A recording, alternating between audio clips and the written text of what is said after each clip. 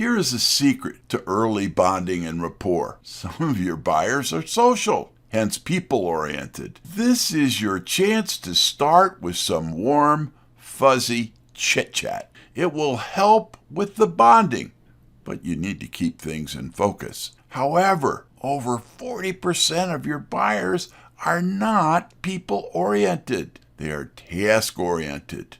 They don't appreciate any warm, fuzzy chit-chat. They want you to get right down to business. Being able to read your buyer quickly and accurately will pay off big time. This will allow you to nip potential problems in the bud.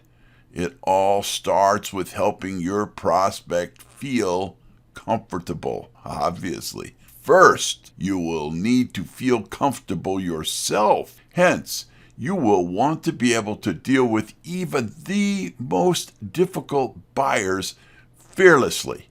Naturally, you want permission to close, and you want that right away.